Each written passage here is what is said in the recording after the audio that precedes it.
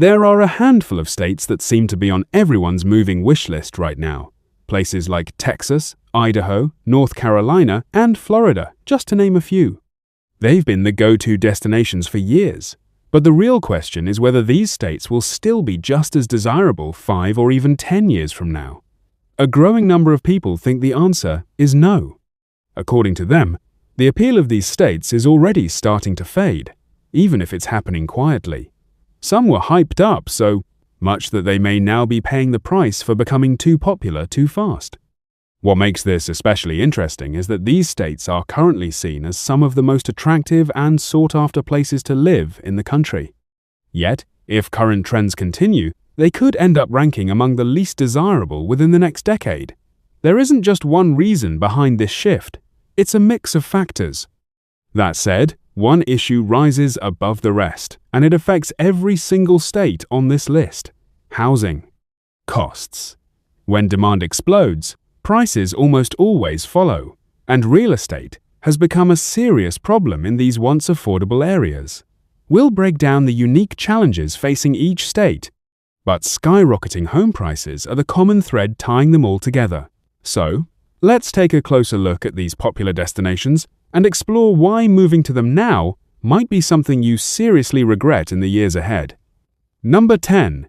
Tennessee. People tend to arrive in Tennessee with a certain low-key swagger, like they've cracked a code the rest of the country somehow overlooked. They talk about the lack of state income tax the way someone whispers about a hidden item on a restaurant menu. Music comes up, so does Southern friendliness.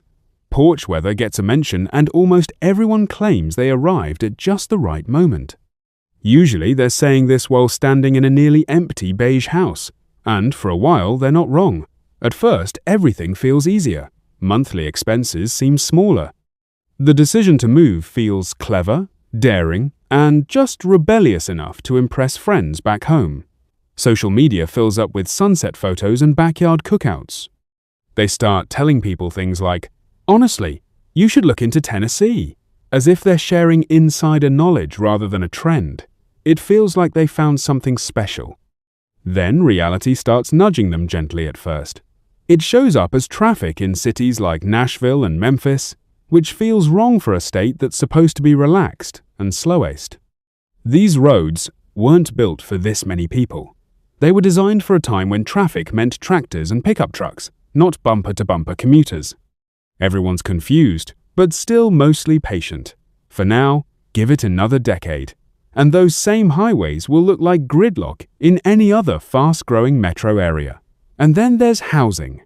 It's no longer the bargain people expected. It sneaks up on you. That house that once felt like a smart buy suddenly feels risky. Property taxes creep higher. Insurance bills arrive wrapped in friendly wording, but packed with unpleasant surprises. Ask a long-time resident what homes used to cost, and you'll notice the smiles disappear. Healthcare is another pressure point. Tennessee has never been terrible in this area, but it hasn't exactly stood out either, especially compared to nearby states. Now, with so many new residents pouring in, doctor appointments take longer to schedule, and costs are climbing along with demand. What used to feel manageable now feels strained. There's also growing tension around culture and politics. Tennessee has long leaned red, but it's slowly shifting, and that change hasn't been universally welcomed.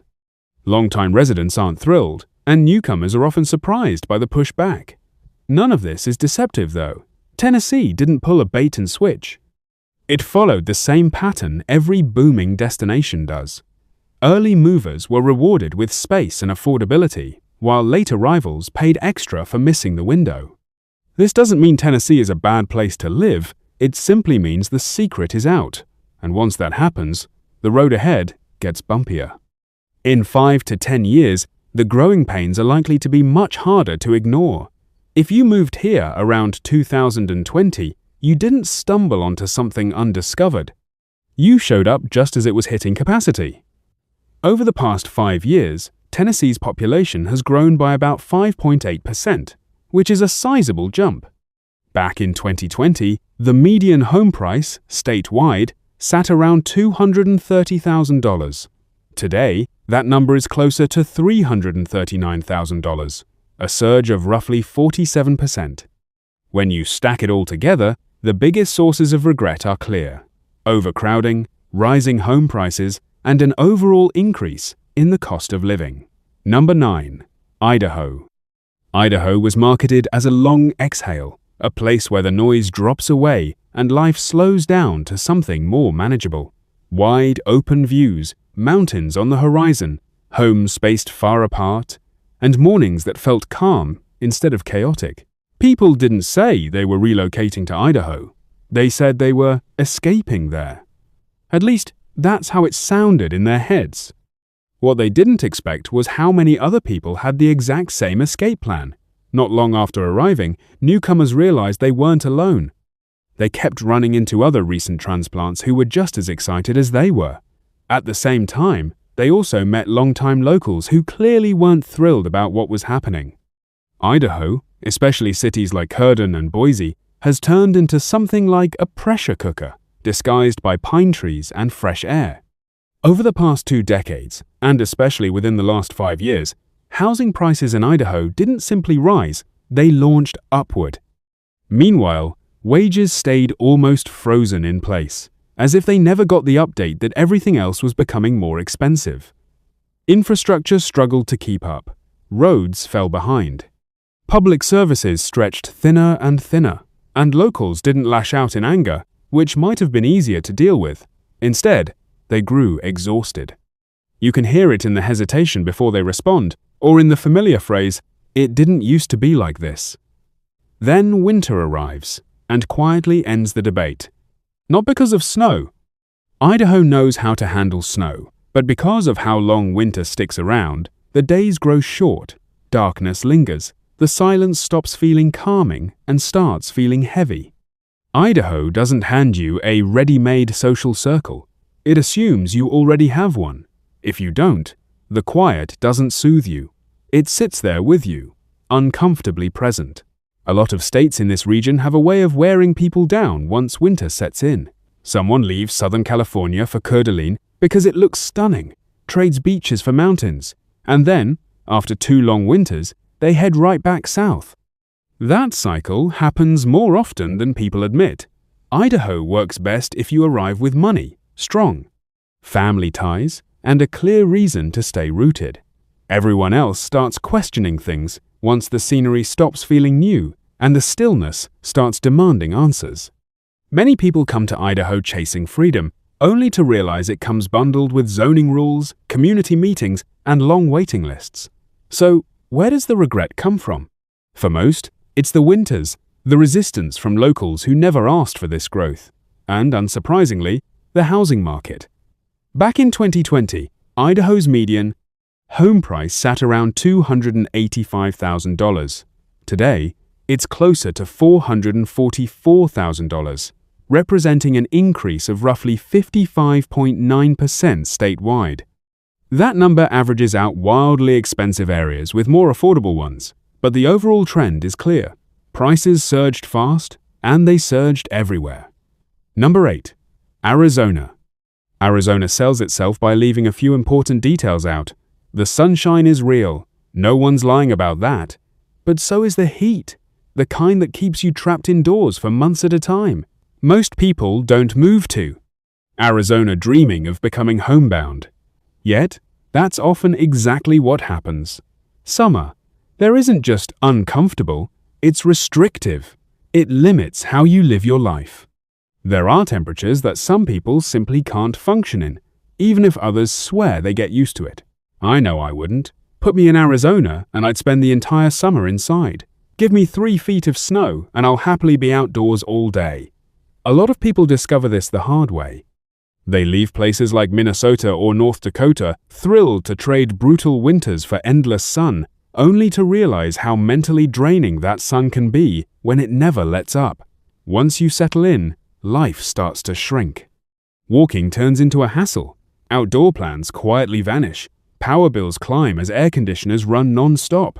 Cars wear out faster under the relentless heat. That desert fantasy slowly turns into a long-term compromise you didn't fully think through. And that's before the conversation even turns to water. Arizona is extremely dry, and the pace of development has pushed water supplies to the brink. Restrictions are already a reality in many areas, and they're not going away. After you process that, another realization hits. Housing costs are no longer low enough to make all these sacrifices feel worthwhile. That's when the uncomfortable question creeps in. Why am I paying this much money just to avoid being outside? Arizona doesn't chase people away outright. It wears them down gradually. At first, it's manageable. Then, the fatigue builds. Living somewhere you can't comfortably exist outdoors for nearly half the year eventually takes a toll, whether people admit it or not. So, where does the regret come from? Start with the heat. No debate there.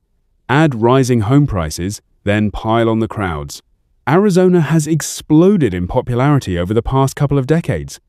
Since 2020 alone, the state's population has grown by about 6.6%, pushing it to roughly 7.6 million residents. To put that growth into perspective, Arizona had only about 1.7 million people in the 1970s.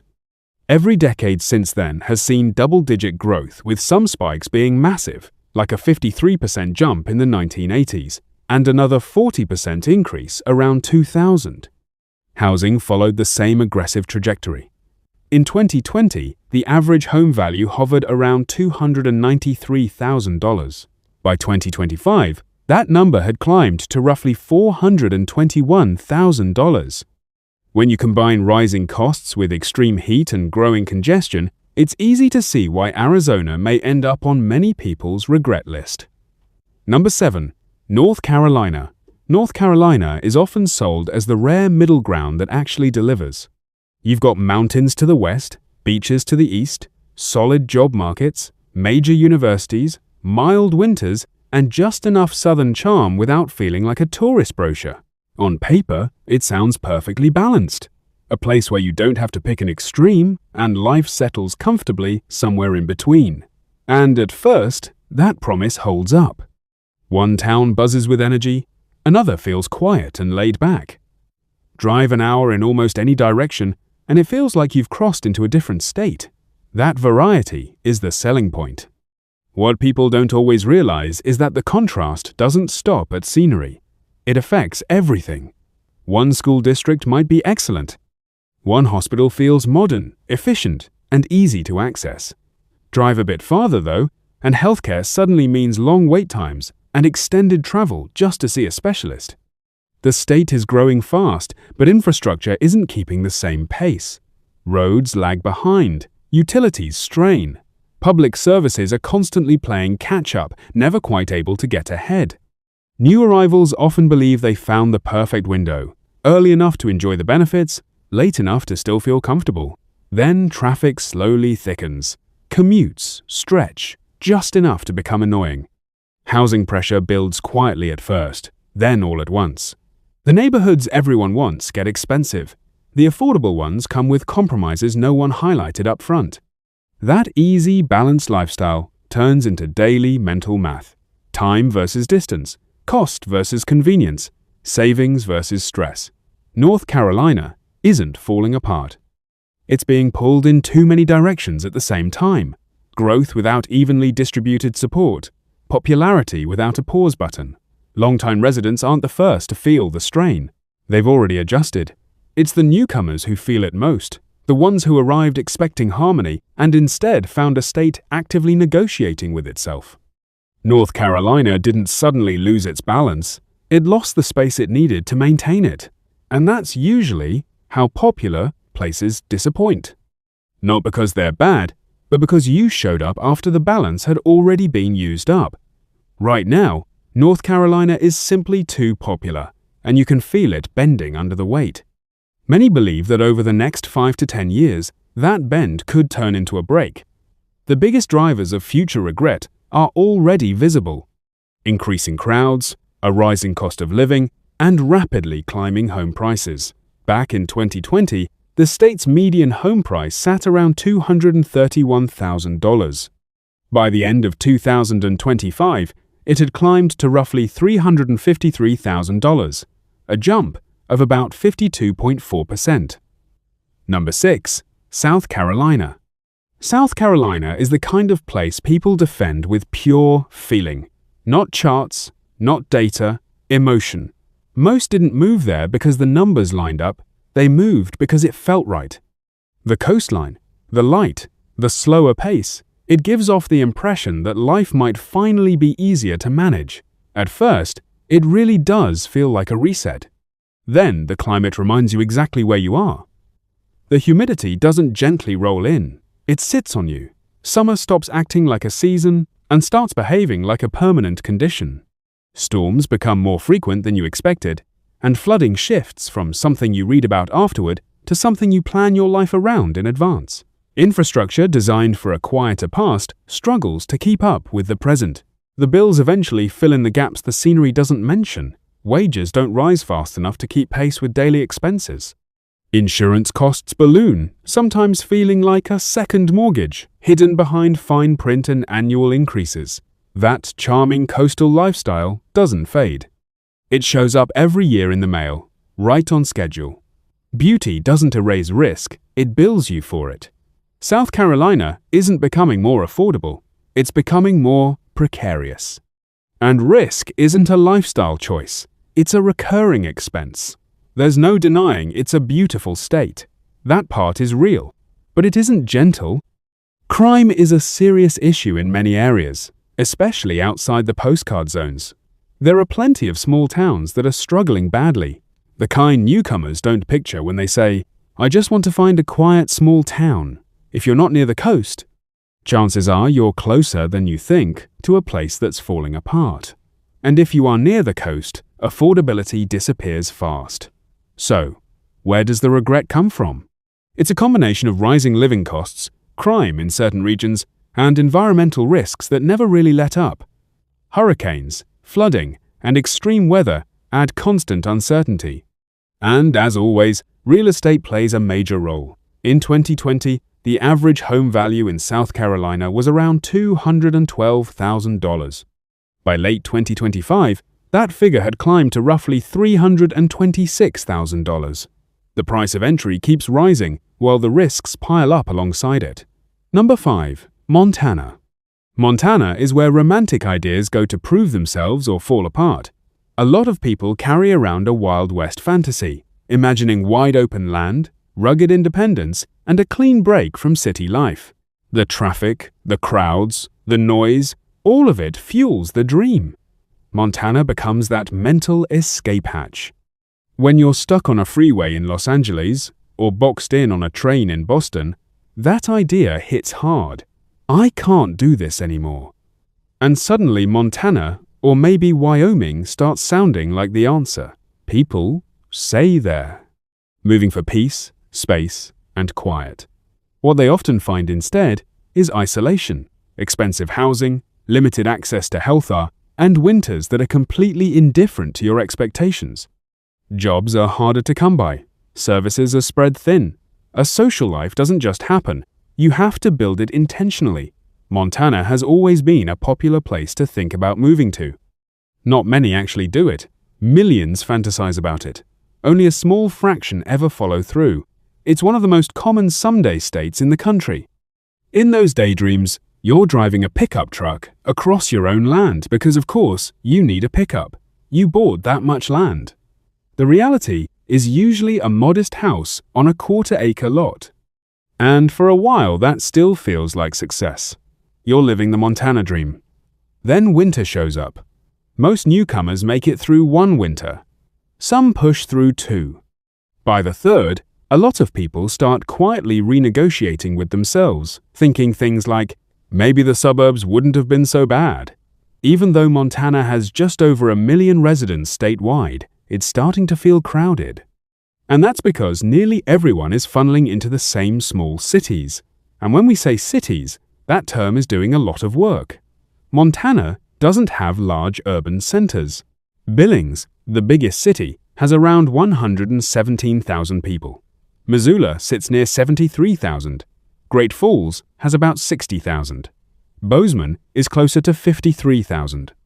These are the destinations most newcomers choose. In a massive city like New York, adding 3,000 people over 5 years wouldn't even register. That could happen in a single week, and no one would notice. In Billings, Montana, that kind of growth is immediately felt. It changes traffic, housing, prices, and the overall pace of life, and that's exactly what's happening now. With more people arriving, costs across the board are climbing. The cost of living is up. Real estate prices are up. Everything is trending in the same direction. Back in 2020, the average home value in Montana was around $37,000. By 2025, that number had risen to roughly $469,000, an increase of about 52.5%. Montana still looks like freedom from a distance, but up close, it's testing a lot of assumptions people didn't realize they were making. Number 4. Utah. From the outside, Utah looks almost perfect. Everything appears clean, structured, and well-managed. There's visible growth, endless access to the outdoors, and a strong religious presence that gives the impression of safety, order, and moral grounding. But once you're inside the state, the experience can feel very different. Social circles are already formed, communities are tightly woven, housing costs are high, and competition for jobs, homes, and even social footing is intense. If you don't naturally align with the dominant culture, it's easy to feel like you're always standing just outside the circle. You're not rejected outright, but you're not fully included either.